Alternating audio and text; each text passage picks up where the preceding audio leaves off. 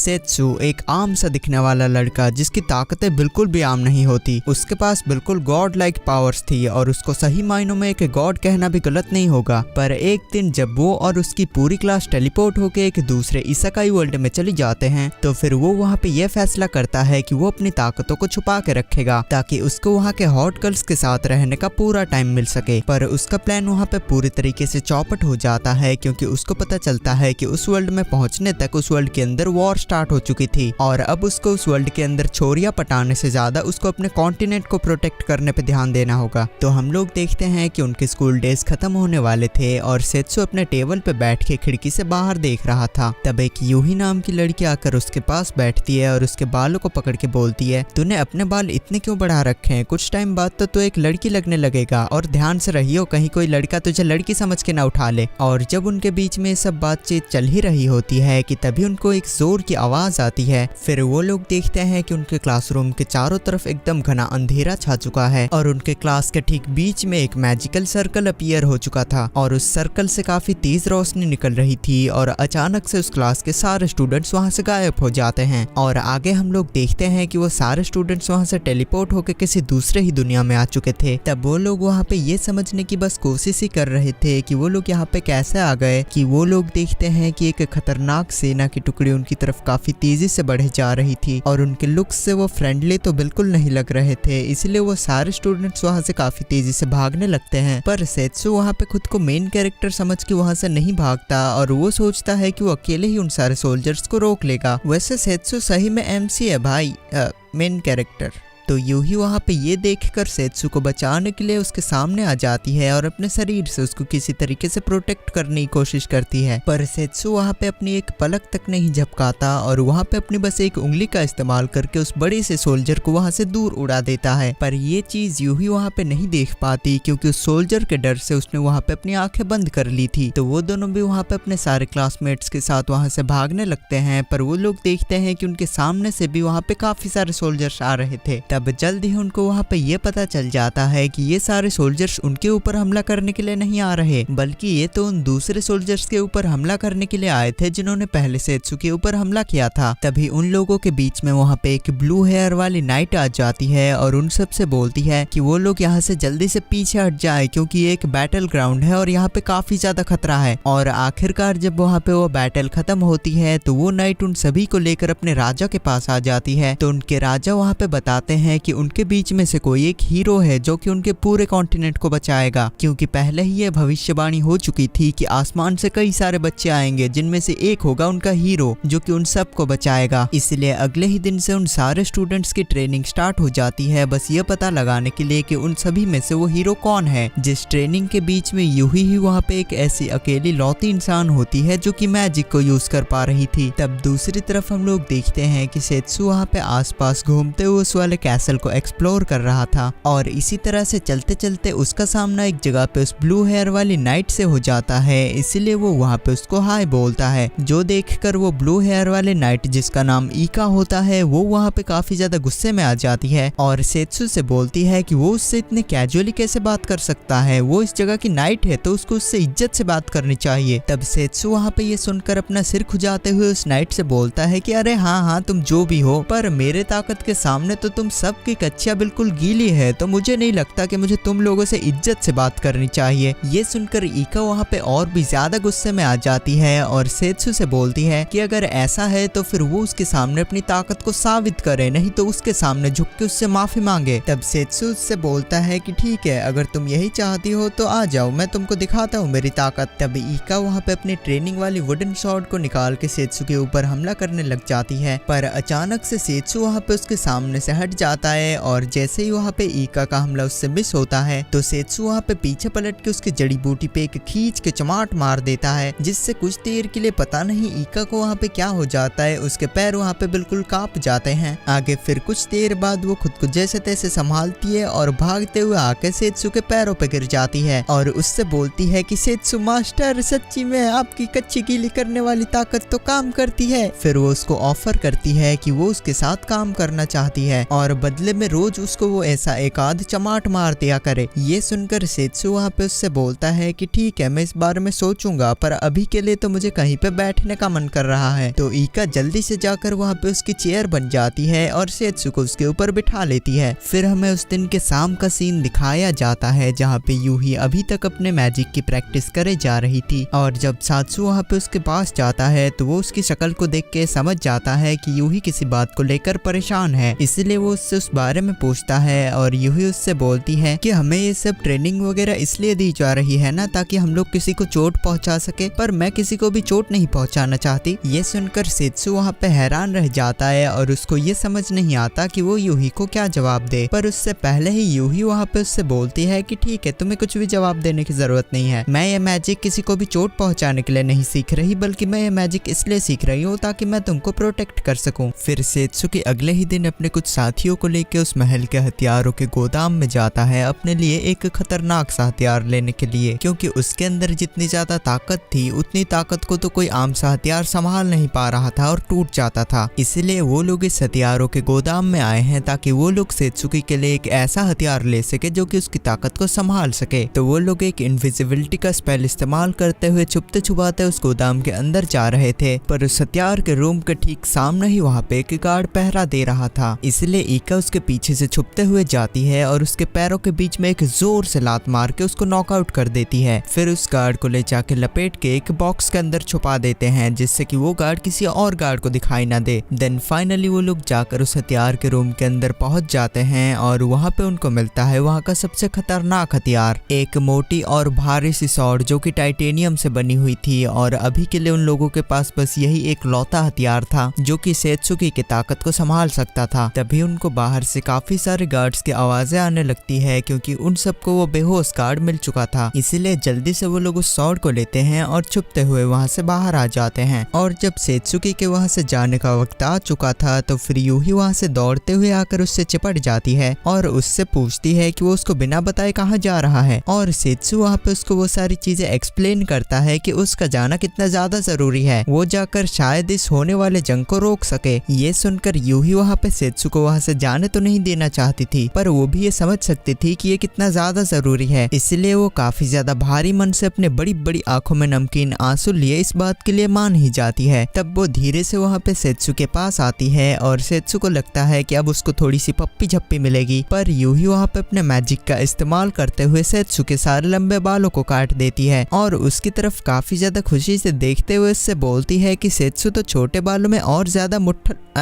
Handsome लगता है। फिर सेत्सु आखिरकार उन दोनों लड़कियों को अलविदा बोलता है और निकल पड़ता है अपने सफर पे। तब दूसरी तरफ हमें वहाँ पे एक रूरी नाम की छोटी सी बच्ची को दिखाया जाता है जो कि अपने दादाजी के साथ रहती थी और उनकी एक ज्वेलरी बेचने की दुकान होती है जहाँ पे वो काफी ज्यादा खुश रहती थी। पर एक दिन किसी कारणवश उसके दादाजी गुजर जाते हैं, जिसकी वजह से रूरी काफी ज्यादा दुखी हो जाती है, क्योंकि वो हमेशा हर टाइम बस अपने दादाजी के साथ ही गुजारती थी। फिर उस दिन रात को जब रूरी अपने सारे ज्वेलरीज को लेकर अपने घोड़ा गाड़ी से अपने घर वापस आ ही रही थी कि तभी उसके ऊपर एक जंगली सुअर हमला कर देता है, जिसकी आंखें गुस्से से बिल्कुल लाल चमक रही थी। और उस सुअर के हमले की वजह से रूरी की घोड़ा गाड़ी पलट जाती है और उसका सारा सामान जाके नीचे गिरता है। इसलिए रूरी जल्दी से जाकर वहाँ पे अपने सारे ज्वेलरीज को उठाने लगती है और एक पल के लिए तो वो वहाँ पे भूल ही गई थी कि उसके ऊपर एक जंगली सुअर ने हमला किया था। और जैसे ही रूरी पीछे पलटती है तो वो जंगली सुअर ठीक उसके पीछे ही उसका इंतजार कर रहा था उसके ऊपर हमला करने के लिए। पर इससे पहले कि वो जंगली सुअर वहाँ पे रूरी के ऊपर हमला कर पाता, वहाँ पे सेत्सु आ जाता है और अपने उस बड़े खतरनाक शॉट से उस सुअर के 2 टुकड़े करके रूरी की जान बचा लेता है। इसलिए रूरी वहाँ पे सेत्सु के हेल्प के बदले उसको वहाँ पे कुछ पैसे देने की कोशिश करती है, पर सेत्सु उससे बोलता है कि उसको उसके पैसे नहीं चाहिए। ये सुनकर उस बच्ची की आंखों में वहाँ पे आंसू भर जाते हैं और वो सेत्सु से बोलती है कि अगर उसको उससे पैसे नहीं चाहिए तो फिर उसको उससे क्या चाहिए, कहीं वो कुछ गलत इरादे से तो उसके पास नहीं आया है ना। ये सुनकर बेचारा सेत्सु वहाँ पे सदमे में चला जाता है और ये फैसला करता है कि वो इस बच्ची को ले जाकर उसके मंजिल तक छोड़ेगा, क्योंकि इसका इस तरीके से अकेले घूमना उसके लिए बिल्कुल भी सेफ नहीं है। तो जल्दी ही वो दोनों अपने सफर को तय करते हुए जाकर अपने नजदीकी शहर में पहुंच जाते हैं और इससे आगे रूरी को एक शिप से जाना था। इसीलिए जब वो जाकर वहाँ पे एक शिप के कैप्टन से बात करती है तो फिर वो शिप का कैप्टन उसको मना कर देता है, क्योंकि अभी उनके वर्ल्ड में जंग चल रही थी और इस वक्त सामानों को ट्रांसपोर्ट करना काफी ज्यादा मुश्किल था। होगा। ये सुनकर उस जगह पे उस बच्ची का रोना निकल जाता है, पर वो वहाँ पे हार मानने को बिल्कुल भी तैयार नहीं थी। वो जाकर वहाँ पे हर एक शिप के कैप्टन से बात कर रही थी कि कोई उसके सामानों को ट्रांसपोर्ट कर दे, और सेत्सु चुपचाप दूर बैठा हुआ ये सब देख रहा था। पर तभी वो नोटिस करता है कि उस बच्ची के सामने वहाँ पे कुछ गार्ड्स आ चुके थे और वो उससे पूछताछ करते हुए उसके सामानों को चेक करने की डिमांड करते हैं। पर रूरी उन सारे गार्ड्स को मना करते हुए रोकने लगती है, क्योंकि वो सब सामान उसका पर्सनल सामान था। इसलिए वो सारे गार्ड्स वहाँ पे रूरी से उसका सामान जबरदस्ती छीनने लगते हैं। पर तभी उन लोगों के बीच में वहाँ पे सेत्सु आ जाता है और उन सारे गार्ड से बोलता है कि क्या उन लोगों के पास परमिट है इस बच्ची के सामानों को चेक करने की। ये सुनकर उन तीनों गार्ड्स काफी ज्यादा गुस्सा हो जाते हैं और अपने तलवारों को पकड़ लेते हैं सेत्सु से लड़ने के लिए। पर तभी सेत्सु उन गार्ड से बोलता है कि क्या सच में तुम लोग मुझसे लड़ना चाहते हो। तभी ये सुनकर उस वक्त उन गार्ड्स की नजर सेत्सु के पीछे टंगे हुए उस टाइटेनियम सॉर्ड पे जाती है और झट से वो उस वाली सॉर्ड को रिकॉग्नाइज कर लेते हैं और समझ जाते हैं कि ये बंदा उनके लेवल से काफी ज्यादा ऊपर है। इसलिए वो लोग वहाँ पे सेत्सु से ज्यादा बहस नहीं करते और चुपचाप वहाँ से उनसे माफी मांग के वहाँ से वापस चले जाते हैं। और ये देखकर रूरी वहाँ पे काफी ज्यादा खुश हो जाती है और अपने आंखों में आंसू लिए छलांग मार के जाके सेत्सु से चिपट जाती है। फिर वो दोनों उस दिन रात को शहर के एक होटल में रहने के लिए एक कमरा बुक करते हैं, जहाँ पे रूरी लाकर सेत्सु को एक ज्वेलरी दिखाती है जो कि उसके दादाजी ने बनाई थी। और जब सेत्सु उस ज्वेलरी को ध्यान से और अच्छे से देखता है तो उसको ये समझ में आ जाता है कि ये ज्वेलरी तो मैजिकल है। पर तभी हमें दूसरी तरफ उन पुराने वाले सिपाहियों को दिखाया जाता है जो कि पहले रूरी से बदतमीजी कर रहे थे और अभी वो उन दोनों को ढूंढते ढूंढते उस होटल तक आ चुके थे। पर इससे पहले कि वो सारे गार्ड्स आकर सेत्सु और रूरी को पकड़ पाते, वहाँ पे सेत्सु पहले ये सेंस कर लेता है कि उनको पकड़ने के लिए कोई यहाँ पे आने वाला है। इसीलिए सेत्सु वहाँ पे पूरी तरीके से तैयार था और जैसे ही वो गार्ड्स वहाँ पे उस कमरे के अंदर आते हैं तो फिर सेत्सु वहाँ पे रूरी को पकड़ के उस कमरे की खिड़की से कूद के वहाँ से भागने लगता है। पर आखिरकार भागते भागते वो दोनों आकर एक डेड एंड पे अटक जाते हैं, जिसके सामने वहाँ पे बस समंदर ही था, जो देखकर रूरी वहाँ पे डर के मारे रोने लगती है। पर सेत्सु वहाँ पे उन वाले गार्ड्स को टीज करने लगता है कि वो लोग आके उनको पकड़े, और जैसे ही वो वाले गार्ड उनके थोड़ा सा करीब आने लगते हैं तो फिर सेत्सु वहाँ पे रूरी को पकड़ के उस समंदर के अंदर कूद जाता है, जो देखकर रूरी वहाँ पे डर के मारे रोते हुए चिल्लाने लगती है। पर तभी उन दोनों के समंदर के अंदर गिरने से पहले वहाँ पे एक बड़ा सा सी मॉन्स्टर आ जाता है और उन दोनों को अपने सिर पे बिठा के वहाँ से ले जाने लगता है, जिससे कुछ ही देर में हमें वहाँ पे ये पता चल जाता है कि उस वाले सी मॉन्स्टर को भी वहाँ पे सेत्सु नहीं बुलाया था। और ऐसे ही समंदर के बीच में सफर करते करते आखिरकार वो लोग जाकर अगले दिन की सुबह एक दूसरे कॉन्टिनेंट तक पहुंच जाते हैं। और जैसे ही वो लोग जाकर उस कॉन्टिनेंट के जमीन के ऊपर कदम रखते हैं तभी उस ड्रैगन के ऊपर एक सी ऑक्टोपस हमला कर देता है और वो ड्रैगन वहाँ पे सेत्सु से मदद मांगने लगती है। तब इसी बीच वो ऑक्टोपस वहाँ पे उस ड्रैगन के चेहरे के ऊपर अपना ब्लैक इंक लिक्विड स्प्रे मार देता है, जिसको देखकर सेत्सु की वहाँ पे उसकी मदद करने की बजाय उल्टा वहाँ पे पागलों की तरह हंसने लग जाता है। इसलिए आखिरकार वो ड्रैगन वहाँ पे खुद ब खुद ही उस ऑक्टोपस को हराने के लिए मजबूर हो जाती है और उस ऑक्टोपस को हराने के बाद वो वहाँ पे अपने ह्यूमन फॉर्म में वापस आ जाती है और आके सेत्सुकी के ऊपर गुस्सा करते हुए बोलती है कि उसने उसकी मदद क्यों नहीं की, वो तो बस उसको देख के हंस रहा था। जहाँ पे हमें उस ड्रैगन गर्ल का नाम पता चलता है जो कि होता है लीविया, और ऊपर से सेत्सु वहाँ पे लीविया की थोड़ी मोड़ी तारीफ कर देता है, जिससे लीविया वहाँ पे सुन के वहीं पे पिघल जाती है। तब रूरी उन दोनों के बीच में बोलती है कि अच्छा चलो ठीक है, पर अभी मुझे ये बताओ कि हमें इस वाले जायंट स्क्विड का करना क्या है। और लीविया उन दोनों से बोलती है कि वो दोनों फिक्र ना करे, इसके लिए उसके पास एक आइडिया है। तब अगले ही सीन में हमें वहाँ पे ये दिखाया जाता है कि वो तीनों बैठ के वहाँ पे डीप फ्राइड स्क्विड खा रहे थे। इस तरीके से उन्होंने अपने सफर के बीच में कुछ टाइम तक आराम किया और साथ ही साथ उस स्क्विड को खाकर अपनी एनर्जी भी थोड़ी सी रीगेन करी। तभी सेत्सु के पीछे वहाँ पे 3 बच्चे आ जाते हैं और उसको बुलाते हुए उससे पूछते हैं कि उसके साथ 2 लड़कियां क्या कर रही है, क्या उसने इन दोनों लड़कियों को कहीं से किडनैप किया है। और इसी तरीके से ही वो वहाँ पे सेत्सुकी से काफी ज्यादा उल्टे पुल्टे सवाल पूछने लगते हैं। इसीलिए आखिरकार सेत्सु वहाँ पे परेशान होकर उन तीनों बच्चों के मुंह में फ्राइड स्क्विड ठूस देता है, जिनको खाने के बाद उन तीनों ही बच्चों को बिल्कुल मजा आ जाता है और वो तीनों बोलने लगते हैं कि इस स्क्विड को किसने बनाया है, जिससे सेत्सु को वहाँ पे एक आइडिया आता है और वो उस वाले जायंट स्क्विड को लेकर उनके वाले विलेज में आ जाता है, जहाँ पे दूसरी तरफ हमें उस वाले विलेज के बड़े बड़े अथॉरिटीज को दिखाया जाता है जो कि वहाँ पे बैठ के मीटिंग कर रहे थे कि उनको खाना जुटाने के लिए क्या करना चाहिए, क्योंकि वो समंदर के अंदर फिशिंग तो नहीं कर सकते थे क्योंकि उसके अंदर एक जायंट स्क्विड था और उस जायंट स्क्विड की वजह से वो लोग फिशिंग भी नहीं कर सकते थे, इसीलिए उनके पास खाने की कमी होने लग गई थी। फिर वो लोग वहाँ पे ये फैसला करते हैं कि अगर उनको मरना ही है तो फिर वो ऐसा ही भूखे नहीं मरेंगे। वो पूरा गाँव एकजुट होकर साथ मिलकर उस वाले जायंट स्क्विड से लड़ने की कोशिश करेगा, भले ही वो उस वाले स्क्विड से जीत पाए या ना जीत पाए। पर तभी उन लोगों के पीछे से वहाँ पे सेत्सु उन लोगों को आवाज लगाता है और बोलता है कि परेशान करने के लिए माफी चाहता हूँ, पर हमने इस वाले जायंट स्क्विड को मार गिराया है, पर हम तीनों चाहकर भी इस वाले इतने बड़े स्क्विड को खा नहीं सकते, तो फिर अगर चाहे तो आप लोग भी हमारे साथ मिलकर इस वाले स्क्विड को खा सकते हैं। और ये देखकर कि वो लोग इतने टाइम से जिस वाले स्क्विड से इतने ज्यादा परेशान थे, उस वाले स्क्विड को सेत्सुकी ने उनके सामने खाने की तरह परोस दिया है, तो वो लोग वहाँ पे बिल्कुल खुशी से झूम उठते हैं और उस रात को वो लोग वहाँ पे एक पार्टी ऑर्गेनाइज करते हैं। फिर उस पार्टी के खत्म हो जाने के बाद सेत्सु और उसकी पूरी टीम को वहाँ के एक वेडिंग में बुलाया जाता है, जहाँ पे कि उनकी वेडिंग काफी ज्यादा धूमधाम से की जा रही थी। पर सेत्सु वहाँ पे नॉर्मली दरवाजे से आने की बजाय वहाँ पे एक खिड़की तोड़ के आता है और उस वेडिंग की जो ब्राइड होती है उसके सामने जाकर उसकी तरफ अपना हाथ बढ़ाते हुए उससे बोलता है कि मैं तुमको यहाँ पे बचाने के लिए आया हूँ, तुम मेरे साथ चलो क्योंकि यहाँ पे तुमको काफी ज्यादा खतरा है। ये सुनकर उस ब्राइड का जो हस्बैंड था वो वहाँ पे सेत्सु से लड़ने लगता है कि वो उसकी बीवी लेके कैसे भाग सकता है, पर सेत्सु वहाँ पे उसको कुछ भी नहीं बोलता, बस सीधा उसकी तरफ काफी ज्यादा गुस्से से घूरता है, जो देख के वो हस्बैंड वहाँ पे काफी ज्यादा डर जाता है और अपने सारे गार्ड्स को सेत्सु के ऊपर हमला करने के लिए बोलता है। पर तभी उनके बीच में वहाँ पे लिविया आ जाती है और उन सारे गार्ड्स के ऊपर अपने एक्वेटिक मैजिक का इस्तेमाल करते उन सबको ढेर कर देती है, जिससे वहाँ पे वो सारे गार्ड्स तो नीचे गिर चुके थे, पर अब भी वहाँ पे एक गार्ड काफी ज्यादा सख्ती से खड़ा हुआ था और अचानक से वहाँ पे वो स्ट्रेंज गार्ड लिविया के ऊपर अपने मैजिक स्पेल से हमला करने लगता है। पर इससे पहले कि उस गार्ड के मैजिकल स्पाइक्स जाकर लिविया के अंदर घुस जाते, वहाँ पे सेत्सु आ जाता है और अपनी टाइटेनियम स्वॉर्ड का इस्तेमाल करते हुए उन सारे मैजिकल स्पाइक्स के टुकड़े टुकड़े कर देता है, जिससे हैरान होकर वो गार्ड वहाँ पे अपने आसपास देखने लगता है कि उसके हमले को किसने रोका। पर सेत्सु उसके पीछे इतनी तेजी से आ जाता है कि वो गार्ड उसको नहीं देख पाता और सेत्सु वहाँ पे उसको एक पंच मार के नीचे गिरा देता है। फिर सेत्सु उस वाले गार्ड के पास जाने लगता है और उस गार्ड की शक्ल को देख के ऐसा लग रहा था कि जैसे वो सेत्सु को काफी अच्छी तरीके से जानता है। फिर वो गार्ड वहाँ पे सेत्सु से बोलता है कि हमारी मास्टर तुम्हारे बारे में जान के काफी ज्यादा खुश होगी। ये बोलकर वो गार्ड वहाँ पे सेत्सु के ऊपर फिर से दोबारा हमला करने की कोशिश करता है, पर सेत्सु वहाँ पे उसके हमलों को काफी आसानी से रोक लेता है, जिसके बीच मौके का फायदा उठा के वो गार्ड वहाँ से दीवार तोड़ के भाग जाता है। और जब सेत्सु वहाँ पे उस गार्ड को देखने की कोशिश कर ही रहा था कि तभी उसके पीछे से वो ब्राइड आके उसको हक कर लेती है, क्योंकि उसने उसकी जान बचाई थी। और ये देख के तो ब्राइड वहाँ पे उसके ऊपर बिल्कुल फ्लैट हो चुकी थी। और ये क्या हो रहा भाई, छोरिया अपनी शादी छोड़ के आके सासू से लिपट रही, ऐसा कैसे हो सकता है।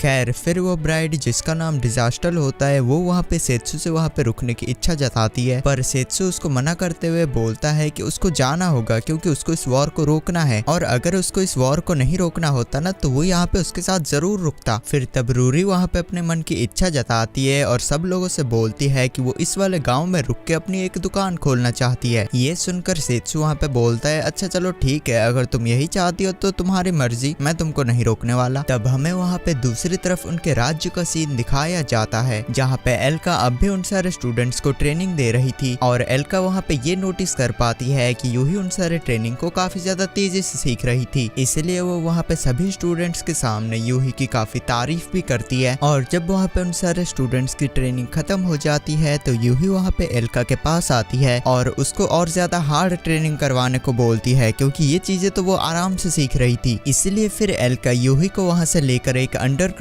सीवर लाइन में आ जाती है, जो कि उनके सारे सोल्जर्स और वॉरियर का फाइनल ट्रेनिंग ग्राउंड होता है। तभी अचानक से वहाँ पे उस सीवर लाइन के पानी के अंदर से एक बड़ा सा क्रोकोडाइल वाला मॉन्स्टर आ जाता है, जिसको देख के यूही वहाँ पे काफी ज्यादा डर जाती है। पर एल्का वहाँ पे उसको शांत करवाते हुए बोलती है कि अगर वो ऐसे ही डरती रहेगी तो फिर वो सेत्सु को दूसरे लोगों से प्रोटेक्ट कैसे करेगी। ये सुनकर वहाँ पे यूही के अंदर थोड़ी सी हिम्मत आती है और वो खुद को संभालते हुए जाकर अपने मैजिकल स्टिक से उस क्रोकोडाइल के ऊपर हमला कर देती है और वापस से एल्का की तरफ पलट के उससे बोलती है कि देखा मैंने कहा था मेरे लिए ट्रेनिंग ज्यादा मुश्किल नहीं है। पर तभी एल्का उससे बोलती है कि फाइट का पहला रूल तो यही है कि तुम्हें अपना ध्यान भटकाना नहीं है। इसलिए जब यूही वहाँ पे पीछे पलट के देखती है तो वो क्रोकोडाइल वाला मॉन्स्टर वहाँ पे गुस्से से खड़ा हुआ उसको बस घूरे जा रहा था। फिर वो उसके ऊपर काफी तेजी से हमला कर देता है, इसलिए यूही वहाँ पे अपने जादुई छड़ी को उसके मुंह में फंसा कर उसको रोकने की कोशिश करती है। इसलिए इसी बीच वो क्रोकोडाइल वहाँ पे अपने पंजे का इस्तेमाल करते हुए यूही के हाथ पे स्क्रैच कर देता है। तो एल्का वहाँ पे उसको मोटिवेट करने लगती है और उससे बोलती है कि तुम्हें अपने मैजिकल पावर्स को इस्तेमाल करने के लिए किसी छड़ी की जरूरत नहीं है, अगर तुम कोशिश करो तो तुम उस मैजिक को अपने अंदर से ही इस्तेमाल कर सकती हो। ये सुनने के बाद जब यूही वहाँ पे अपने पूरे अंदर से और दिलो जान से कोशिश करती है तो फिर वो अपने जादुई छड़ी के बिना भी अपने फायर मैजिकल पावर का इस्तेमाल कर पा रही थी और वो अपने पावर का इस्तेमाल करके उस क्रोकोडाइल को अपने से दूर फेंक देती है। पर हालांकि अब भी वो क्रोकोडाइल जिंदा होता है, इसलिए एल्का वहाँ पे यूही से बोलती है कि उस क्रोकोडाइल को पूरी तरीके से खत्म कर देने के लिए। ये सुनकर यूही वहाँ पे झिझकने लगती है क्योंकि वो किसी को भी मारना नहीं चाहती थी, इसलिए एल्का वहाँ पे उसको समझाती है और बोलती है कि जंग का यही रूल है, अगर तुम जंग के अंदर दुश्मन को नहीं मारोगी तो फिर दुश्मन तुम्हें मारने से पहले एक बार तक नहीं सोचेगा, और अगर तुम्हें सेत्सु को प्रोटेक्ट करना है तो फिर तुम्हें दूसरे लोगों की जान तो लेनी ही पड़ेगी। और वो दोनों वहाँ से जाने से पहले एल्का उस वाले क्रोकोडाइल मॉन्स्टर को पूरी तरीके से खत्म कर देती है। उसके बाद वापस से हमें वहाँ पे सेत्सु और लीविया का सीन दिखाया जाता है, जहाँ पे लीविया नीचे लेट के कुकीज खा रही थी। तभी अचानक से वहाँ पे उन लोगों की घोड़ा गाड़ी रुक जाती है और तभी उस घोड़ा गाड़ी के पीछे दो डीमन स्कल्स आके चढ़ती है, जिनको देख के सेत्सु वहाँ पे काफी ज्यादा हैरान हो चुका था। पर वो दोनों गर्ल्स वहाँ पे सेत्सु को अपना इंट्रोडक्शन देते हैं और बताते हैं कि दरअसल वो पिछली बार जिस गांव में रुके हुए थे उन गांव वालों ने ही उन दोनों को भेजा है, उन दोनों की इस एडवेंचर से भरी हुई सफर के अंदर मदद करने के लिए। इसलिए सेत्सु के पास वहाँ पे और कोई भी चारा नहीं बचता सिवाय उन दोनों गर्ल्स को एक्सेप्ट करने के। फिर वो दोनों लड़कियां वहाँ पे सेत्सु और लीविया को अपना अपना नाम बताती हैं, जो कि होता है एल्जी और अमेली। फिर जब वो सब लोग अपने घोड़ा गाड़ी में बैठ के एक अजीब से माउंटेन वैली से गुजर रहे थे, तभी उन लोगों की घोड़ा गाड़ी वहाँ पे अचानक से रुक जाती है और पता चलता है कि सामने वाली नदी में बुरी तरीके से बाढ़ आ चुकी है, इसलिए वो इससे आगे तो घोड़ा गाड़ी से नहीं जा सकते। फिर अचानक से वहाँ पे पता नहीं अमेली को क्या हो जाता है, उसकी आंखें वहाँ पे पूरी तरीके से लाल पड़ जाती है और वो एक बड़े से ड्रैगन में बदल के सबके ऊपर हमला करने लगती है। ये देखकर एलेजी वहाँ पे पूरी तरीके से हैरान रह जाती है। तब सेत्सु एलेजी से उसकी मदद करने के लिए बोलता है और कहता है कि उसको तो ये पहले से ही अंदाजा हो चुका था कि अमेली एक बहरूपिया है जो कि हमारे ऊपर यहाँ पे हमला करने के लिए आई थी, इसलिए एलेजी वहाँ पे सेत्सु की मदद करने लगती है अमेली को हराने के लिए। और आखिरकार वहाँ पे अपने आखिरी हमले में लीविया अपने एक्वाटिक मैजिक का इस्तेमाल करते हुए सेत्सु की मदद करती है और सेत्सु वहाँ पे अपने टाइटेनियम सॉर्ड का इस्तेमाल करते हुए एमिली के ऊपर एक फाइनल हमला करता है, जिससे वहाँ पे अमेली के काफी सारे टुकड़े हो जाते हैं और वो सारे टुकड़े कुछ ही टाइम बाद उन सब के ऊपर रोशनी के पार्टिकल्स की तरह बरसने लगते हैं। तो तब फिर सेत्सु वहाँ पे एलेजी को उसके गाँव वापस जाने को बोलता है, क्योंकि अभी उसकी जरूरत सेत्सु से ज्यादा उसके गाँव को है और वैसे भी उसके साथ लीविया है। ये बोलकर अलीजा को वो वहाँ से वापस अपने गाँव में भेज देते हैं और वो दोनों वहाँ से आगे अपना सफर समंदर के जरिए करने लगते हैं। और काफी टाइम के सफर के बाद वो लोग जाकर एक दूसरे शहर तक आखिरकार पहुंच ही जाते हैं और वहां से आगे उनको एक बोट के जरिए सफर करना था। पर जो बोट का कैप्टन होता है वो बोलता है कि आज के दिन तो कोई भी बोट चलने के लिए तैयार ही नहीं है, तो फिर वो लोग एक दिन का इंतजार करे और अगले दिन वो चाहे तो उस बोट के जरिए सफर कर सकते हैं। इसलिए आखिरकार सेत्सु और लीविया को इस बात पे राजी होना ही पड़ता है, क्योंकि उनके पास और कोई चारा नहीं था। देन हमें वहाँ पे उस शहर के सबसे बड़े होटल का सीन दिखाया जाता है, जहाँ पे एक शेरोनेको नाम की लड़की वहाँ के एक मैनेजर से मिलती है और वो मैनेजर वहाँ पे सेत्सु की फोटो दिखाते हुए बोलती है कि इसको असैसिनेट करना है और इसके बदले तुम्हें इतना सारा पैसा मिलेगा कि तुम्हें फिर कभी भी जिंदगी में काम करने की जरूरत नहीं पड़ेगी। ये सुनकर शेरोनेको वहाँ पे उस मैनेजर को मना करने की कोशिश करती है, पर आखिरकार वहाँ पे उसको उस मैनेजर की बात माननी ही पड़ती है, क्योंकि शायद उसकी कोई भारी मजबूरी रही होगी। और जैसे ही वो वहाँ से सेत्सु की फोटो लेके बस जा ही रही थी कि तभी उस होटल के एंट्रेंस से वहाँ पे सेत्सु खुद एंट्री मारता है, इसलिए शेरोनेको वहाँ से जल्दी से अपना चेहरा छुपा के जाने लगती है। पर जाते जाते भी वो वहाँ पे सेत्सुकी के चेहरे की काफी अच्छी तरीके से जायजा लेते हुए जाती है। उसके बाद नेक्स्ट सीन में हमें वहाँ पे शेरोनेको की स्टोरी दिखाई जाती है और हमें पता चलता है कि शेरोनेको ये असैसिनेशन का काम भी मजबूरी में ही कर रही है, क्योंकि उसकी जो बहन है वो काफी ज्यादा बीमार है और उसके इलाज के लिए उसको काफी सारे पैसे चाहिए, इसलिए वो ऐसा काम करते हुए अपने बहन के लिए पैसे जुटाने की कोशिश कर रही है। तब हमें उस दिन की रात का सीन दिखाया जाता है, जहाँ पे सेत्सु और लीविया काफी ज्यादा शांति से अपने बेड पे सो रहे थे और छुपते छुपाते वहाँ पे शेरोनेको भी पहुंच चुकी थी सेत्सु को खत्म करने के लिए। पर जैसे ही वो वहाँ पे सेत्सु के ऊपर हमला करती है तो उसको पता चलता है कि वो तो एक इल्यूजन मैजिक था और सेत्सु तो ठीक उसके पीछे खड़ा होकर उसका इंतजार कर रहा था। फिर अचानक से शेरोनेको उस कमरे की खिड़की को तोड़ते हुए आकर बाहर गिरती है और फिर सेत्सु वहाँ पे आकर उससे पूछता है कि वो ये सब क्यों कर रही है और सेरोनेको उससे बोलती है कि उसको इस बारे में कुछ भी नहीं पता, बस उसको उसके बदले पैसे मिल रहे हैं तो फिर वो उसको मारने के लिए आई है। ये बोलकर सेरोनेको वहाँ पे अपने बीस्ट वाले रूप में ट्रांसफॉर्म होने लगती है ताकि वो सेत्सु के ऊपर हमला कर सके। इसीलिए सेत्सु वहाँ पर जाकर उसके सर पे अपना हाथ रख के बोलता है कि वो ये सब करना बंद कर दे, वरना फिर सेत्सु को उसे रोकने के लिए अपने हाथ का इस्तेमाल करना ही पड़ेगा। ये सुनकर सेरोनेको वहाँ पे हैरान होकर चौंक जाती है कि सेत्सु क्या बोल रहा है, वो उसके ऊपर अपने हाथ का किस तरीके से इस्तेमाल करने वाला है। सेरोनेको ये सोच ही रही थी पर फिर भी वो वहाँ पे नहीं रुकती, इसीलिए सेत्सु को वहाँ पे अपने हाथ का इस्तेमाल करना ही पड़ता है। तो सेत्सु वहाँ पे अपने हाथ का इस्तेमाल करते हुए सेरोनेको को एक खींच के चाटा लगाता है, जिससे सेरोनेको वहाँ से नीचे गिर के बिल्कुल बेहोश हो जाती है। तब जब दोबारा से वहाँ पे सेरोनेको की आंखें खुलती है तो उसको पता चलता है कि वो फिर से अपने घर में वापस आ चुकी है और सेत्सु और लिविया वहीं पे ही बैठे हुए हैं। ये देखकर सेरोनेको वहाँ पे उन दोनों के ऊपर फिर से हमला करने की कोशिश करती है, पर उसकी जो बहन थी वो वहाँ पे सेरोनेको को रोक लेती है और उससे बोलती है कि इन दोनों ने तुमको बचा के यहाँ पे लाया है, दरअसल तुम इनको रास्ते पे कहीं पे बेहोश पड़ी हुई मिली। ये सुनकर सेरोनेको वहाँ पे ये समझ जाती है कि सेत्सुकी और लिविया बुरे लोग नहीं है। फिर सेत्सु वहाँ पे उससे बोलता है कि मैं ये समझ चुका था कि तुम ये काम किसी मजबूरी के चलते कर रही हो और अब मुझे पता चल चुका है कि तुम अपने बहन का इलाज करवाने के लिए सब मजबूरी में करती हो, पर सच बताऊं तो दरअसल तुम्हारी बहन बीमार नहीं है बल्कि उसके ऊपर कोई अजीब सा श्राप है, पर मैं चाहूँ तो इस वाले श्राप को उसके ऊपर से हटा सकता हूँ। ये सुनकर सेरोनेको वहाँ पे काफी ज्यादा इमोशनल हो जाती है और जल्दी से जाकर सेत्सु का दाहिना हाथ पकड़ के उससे बोलती है कि वो उसके बहन को किसी भी तरह से ठीक कर दे और उसके बदले उसको जो चाहिए वो उसको ला के देगी, यहाँ तक कि वो उसका दाहिना हाथ तक बनने के लिए तैयार है।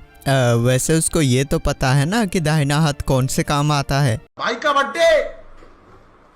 पर फिर भी सेत्सु वहाँ पे उसके सर को सहला के बोलता है कि नहीं, उसके बदले उसको कुछ भी नहीं चाहिए, वो बस इतना चाहता है कि वो ये बुरे काम सब छोड़ दे। तब सेत्सु वहाँ पे उसकी बहन को ठीक करने के लिए अपना हाथ ऊपर करके अपने मैजिक के जरिए वहाँ पे एक अजीब से बड़े से स्वॉर्ड को समन करता है, जिसके जरिए वो वहाँ पे उसकी बहन के कर्ज को ब्रेक कर सकता था। पर जब वो वहाँ पे सेरोनेको की कर्ज को ब्रेक करने ही लगता है कि तभी उसके ऊपर वही मैनेजर वाली अजीब सी लेडी हमला कर देती है, पर सेत्सु के सामने वहाँ पे लिविया आके उसको बचा लेती है और उस मैनेजर लेडी से बोलती है कि वो शायद ये भूल रही है कि सेत्सु के साथ एक ओशियन गॉडेस है, तो क्या उसको लगता है कि सेत्सु को चोट पहुंचाना इतना आसान है। तब वो मैनेजर लेडी वहाँ पे लिविया के ऊपर भी हमला करने की कोशिश करती है, पर लिविया वहाँ पे अपने एक्वाटिक मैजिक का इस्तेमाल करते हुए उस लेडी को पूरी तरीके से हरा देती है। इसलिए आखिरकार वो लेडी वहाँ पे वापस आने का बोलकर अपनी हार मानते हुए वहाँ से फ्लैश करके उन दोनों को भाग जाती है और वहाँ पे तब तक सेत्सु ने सेरोनेको की बहन को पूरी तरीके से ठीक कर दिया था। इसलिए फिर वो दोनों वहाँ पे आकर एक दूसरे से गले मिलते हुए काफी ज्यादा इमोशनल हो जाते हैं। फिर अगले ही दिन जब वहाँ पे सेत्सु और लिविया अपने बोट पे बैठ के वहाँ से बस जा ही रहे थे कि तभी वहाँ पे आकर सेरोनेको और उसकी बहन उसको रोक लेते हैं और उससे बोलते हैं कि वो दोनों भी उसके साथ जाना चाहती हैं क्योंकि उसने उनकी इतनी ज्यादा मदद की है और अगर वो उसको अपना दाहिना हाथ नहीं बनाना चाहता तो फिर कम से कम लड़ाई में तो वो उसको अपने साथ लेके जा ही सकता है ना। और सेत्सु वहाँ पे उन दोनों को देखते हुए कुछ सोचते हुए अपना सर खुजाने लगता है और आखिरकार वो इस बात के लिए मान ही जाता है क्योंकि ऑलरेडी वो दोनों काफी ज्यादा ताकतवर थी और वो दोनों उसकी इस जंग में मदद कर सकती थी, इसलिए फिर वो उनको भी लेकर अपने सफर में आगे बढ़ने लगते हैं। तब हमें दूसरी तरफ उनके राज्य का सीन दिखाया जाता है जहाँ पे कि सारे मॉन्स्टर ने एक साथ मिलकर उनके राज्य पे हमला बोल दिया था, इसलिए उस राज्य के सारे सोल्जर्स और वो सारे स्टूडेंट्स मिलकर उन सारे मॉन्स्टर्स को रोकने लगते हैं। तभी यूही वहाँ पे ये नोटिस करती है कि कुछ स्टूडेंट्स ने मिलकर वहाँ पर एक मॉन्स्टर को पकड़ रखा था और वो सब लोग मिलकर उस मॉन्स्टर को मारने वाले थे, इसलिए यूही जल्दी से जाकर उन सारे स्टूडेंट्स को रोकती है और उनसे बोलती है कि ऐसे किसी निहत्थे को मारना किसी हीरो की निशानी नहीं है, इसलिए वो सारे स्टूडेंट्स भी उस मॉन्स्टर को नहीं मारते। पर तभी अचानक से वहाँ पे आसमान में काफी सारे मैजिकल सर्कल्स अपीयर होते हैं जिनमें से काफी सारे बड़े बड़े आर्मर्ड सोल्जर्स आने लगते हैं जिनसे लड़ने के लिए उनको काफी ज्यादा मुश्किलें तो हो रही थी, पर फिर भी वो वहाँ पे उन सारे मॉन्स्टर्स को हरा ही देते हैं। तब फिर एक मैजिकल पोर्टल से वहाँ पे अमीली अपीयर होती है। दरअसल वो पिछली बार मरी नहीं थी बल्कि वो वहाँ से टेलीपोर्ट हो गई थी और अचानक से वो वहाँ पे अपने हाथ पे एक छोटा सा कट लगा के अपने खून की कुछ बूंदे जमीन पे गिराती है, जिससे वहाँ पे एक काफी बड़ा सा 3 सरों वाला मॉन्स्टर आ जाता है और एमिली वहाँ पे उस मॉन्स्टर से अपने आप को मर्ज करके उन सब के ऊपर हमला करने लग जाती है। पर तभी उसके पीछे से एलिजी आके उसके दिल पे हमला कर देती है और तब वो उसको हक करके वहाँ पे रोने लगती है क्योंकि वो उसकी काफी अच्छी दोस्त थी। तब वहाँ पे वो लोग जैसे तैसे खुद को संभालने लग ही रहे थे कि अचानक से उस जगह पे एक बड़ा सा शैडो अपीयर होता है और उसके अंदर से एक अजीब सा आदमी बाहर आता है। उस टाइम तक वहाँ पे सारे सोल्जर्स और सभी लोग काफी ज्यादा इंजर्ड हो चुके थे, इसलिए यूही ही वहाँ पे अकेले उन सबको प्रोटेक्ट करने के लिए उस अजीब से आदमी से लड़ने के लिए जाने लगती है। पर इससे पहले कि वो अजीब सा आदमी वहाँ पे यूही के ऊपर हमला कर पाता, तभी आसमान से उड़ते हुए आकर सेत्सु एक धमाकेदार एंट्री लेता है और यूही से माफी मांगते हुए बोलता है कि उसे वो माफ कर दे क्योंकि उसको आने में थोड़ी सी देर हो गई। पर यूही उससे बोलती है कि कोई बात नहीं, उसको ये पूरा यकीन था कि वो उसको बचाने के लिए जरूर आएगा। तब लड़ने से पहले वो अजीब सा आदमी वहाँ पे सेत्सु से बोलता है कि वो इन सारे कमजोर इंसानों के साथ क्यों रहना चाहता है, वो आकर उनके साथ क्यों नहीं रहता। अगर वो उनके साथ रहेगा तो फिर वो इस दुनिया का राजा भी बन सकता है। पर सेत्सु उससे बोलता है कि तुम समझे नहीं, राजा बनने में वो मजा नहीं जो कि मेरी तरह इन सारे आम लोगों के साथ रहने में है। तुम खुद ही देख लो, तुमसे आज तक कितनी सारी लड़कियों ने प्यार किया होगा, मुझे तो आज तक इतनी सारी लड़कियों ने प्यार किया है कि मैं तो आज तक गिनती भी भूल चुका हूँ। और सच्चाई तो हमेशा ही कड़वी होती है, इसलिए ये कड़वी सच्चाई सुनने के बाद वो अजीब सा आदमी काफी ज्यादा गुस्से में आ जाता है और अपनी सारी ताकतों को मिला के वहाँ पे एक खतरनाक सा आर्मर और स्वॉर्ड बना लेता है जिससे वो सेत्सु के ऊपर हमला कर सके। और जैसे ही वो वहाँ पे सेत्सु के ऊपर हमला करता है तो फिर वो वहाँ पे काफी ज्यादा मुश्किलों से उसको एक स्ट्राइक करने में कामयाब हो ही जाता है। पर सेत्सु इस बार उसको बिल्कुल भी मौका नहीं देता और अपनी टाइटेनियम स्वॉर्ड का इस्तेमाल करते हुए उसके काफी सारे टुकड़े कर देता है। तब हमें दूसरी तरफ एक लड़के को दिखाया जाता है जो कि इस वॉर के बीच में चुपके से उनके कैसल के अंदर घुस चुका था और वो जाकर लिविया और सेत्सु के बाकी सारे दोस्तों को बंदी बना लेता है। तो इस बात का अंदाजा वहाँ पे सेत्सु को भी हो जाता है कि उसके दोस्त खतरे में है, इसलिए वो भागते हुए वहाँ पे उन सबको बचाने के लिए आ जाता है। और जैसे ही सेत्सु उस लड़के को देखता है तो वो उसको देख के बिल्कुल हैरान रह जाता है क्योंकि वो अजीब सा लड़का तो उसका बचपन का दोस्त था जो कि काफी टाइम पहले काफी ज्यादा अजीब तरीके से गायब हो चुका था। तब उसका बचपन का दोस्त जिसका नाम टोमा होता है वो वहाँ पे काफी ज्यादा बुरी तरीके से सेत्सु के ऊपर हमला करने लग जाता है। पर सेत्सु जैसे तैसे वहाँ पे बस खुद को बचाने की ही कोशिश कर रहा था क्योंकि वो अपने बेस्ट फ्रेंड को नुकसान नहीं पहुंचाना चाहता था। और इसी बीच सेत्सु वहाँ पे काफी ज्यादा जख्मी भी हो चुका था, पर अब भी टोमा वहाँ पे अपनी पूरी ताकत से सेत्सु के ऊपर बस हमला करे ही जा रहा था। इसलिए आखिरकार सेत्सु वहाँ पे मजबूर हो ही जाता है अपनी ताकत का इस्तेमाल करने के लिए। वो वहाँ पे अपने हाथों में दो अपने सबसे खतरनाक स्वॉर्ड्स को समन करता है और उसके अंदर से इतनी ज्यादा पावर्स निकल रही थी कि वो वहाँ पे गोल्डन चमकने लगता है और अपने ताकत के बस एक ही हमले में वो वहाँ पे टोमा को बिल्कुल निहत्था कर देता है। पर देन टोमा वहाँ पे फिर से खड़ा हो जाता है और उसके अंदर से काफी ज्यादा एनर्जी निकलने लगती है, जो देखकर सेत्सु वहाँ पे ये समझ जाता है कि उसके ऊपर भी कोई कर्स है, वो ये सब जानबूझ के नहीं कर रहा। तो टोमा वहाँ पे एक काफी खास स्पेल को एक्टिवेट करता है जिससे वहाँ पे उसकी लाइफ सैक्रिफाइस होने के बदले उसको वहाँ पे इतनी ज्यादा ताकतें मिलेंगी कि वो इस दुनिया का सबसे ज्यादा ताकतवर इंसान बन जाएगा। और फिर टोमा वहाँ पे सेत्सु के ऊपर काफी सारे खतरनाक हमले करने लगता है जिनको संभालने के लिए वहाँ पे सेत्सु को भी काफी ज्यादा मुश्किलें सामने आ रही थी। पर टोमा वहाँ पे गुस्से के चलते बेवकूफ ये भूल गया कि वो स्पेल सिर्फ उसको इस दुनिया का सबसे ताकतवर इंसान बनाएगी। पर सेत्सु तो हमारा इस दुनिया का सबसे ताकतवर इंसान था और वो पृथ्वी का भी सबसे ताकतवर इंसान है, इसलिए सेत्सु वहाँ पे आखिरकार अपने दूसरे ही हमले में टोमा को काफी बुरी तरीके से हरा के नीचे गिरा देता है। उसके बाद सेत्सु वहाँ पे उसके ऊपर एक मैजिकल बैरियर स्पेल करता है जिससे वो अपनी किसी भी ताकत का इस्तेमाल न कर सके। और देन वो वहाँ पे अपने स्वॉर्ड को जमीन पे काफी जोर से मारता है जिससे काफी सारे स्टोन स्पाइक्स निकल के टोमा की तरफ बढ़ने लगते हैं। ये देख के टोमा समझ जाता है कि यही उसका अंत है, इसलिए वो वहाँ पे सेत्सु से माफी मांगता है और बोलता है कि वो हमेशा से ही उसका बेस्ट फ्रेंड था। पर फिर जब वो वहाँ पे अपनी आंखें दोबारा से खोलता है तो वो देखता है कि सेत्सु ने उसको नहीं मारा है, बल्कि उसने उन स्टोन स्पाइक्स के जरिए टोमा के गले पे जो नेकलेस था उसके क्रिस्टल को तोड़ दिया है। और दरअसल असल में उस क्रिस्टल के जरिए ही टोमा पे वो कर्स लगा था और वो करप्टेड हो गया था। इसलिए टोमा वहाँ पे सेत्सु से पूछता है कि उसने उसको मारा क्यों नहीं, उसने तो इतने सारे बुरे काम किए हैं। पर सेत्सु उससे बोलता है कि नहीं, हम दोस्तों को मारते नहीं है बल्कि हम उनको प्रोटेक्ट करते हैं। ये सुनकर टोमा वहाँ पे काफी ज्यादा इमोशनल हो जाता है और उसके आंखों में आंसू आ जाते हैं। तब अगले सीन में हमें वहाँ पे दिखाया जाता है कि उन लोगों ने टोमा को एक जेल में बंद कर रखा था और फिर सेत्सु उसके पास आकर बोलता है कि तुमने काफी सारे बुरे काम किए हैं और उसके पनिशमेंट के तौर पे तुम्हें अपने मैजिक का इस्तेमाल करते हुए बाकी सारे स्टूडेंट्स को उनके घर वापस भेजना होगा। ये सुनकर टोमा वहाँ पे हैरान रह जाता है कि इतने ज्यादा बुरे काम करने के बाद भी वो लोग उससे नफरत नहीं करते। तो वो फिर वहाँ पे अपने मैजिक का इस्तेमाल करते हुए उन सारे स्टूडेंट्स को उनके घर वापस अर्थ में भेज देता है और सेत्सु से पूछता है कि वो वापस क्यों नहीं गया, अगर वो चाहता तो वो भी वापस जाके अपने आम से जिंदगी जी सकता था। पर सेत्सु उससे बोलता है है कि अब उसको यहाँ पे रहते हुए अच्छा लगने लगा है और वो यहाँ पे रह के इस पूरी दुनिया को प्रोटेक्ट करना चाहता है। तब सेत्सु वहाँ पे यूही को अपने साथ लेकर वहाँ से अपने एक और एडवेंचर के लिए निकल पड़ता है और एल्का उसके पीछे से बस रोए जा रही थी कि वो उसको अपने साथ क्यों नहीं ले गया। अगर वो चला गया तो फिर उसके पीछे से चमाट कौन मारेगा। और गाइस इसी के साथ इस तरीके से इस वाले एनिमे की हैप्पी एंडिंग हो जाती है। और अगर आपको ऐसे ही और भी बहुत सारे बढ़िया बढ़िया एनिमेस देखने हैं तो आप लोग मेरे चैनल को सब्सक्राइब कर लो और इस वीडियो को लाइक करके कुछ भी कमेंट कर दो जिससे मेरी ये वीडियो ज्यादा से ज्यादा लोगों तक पहुंच सके।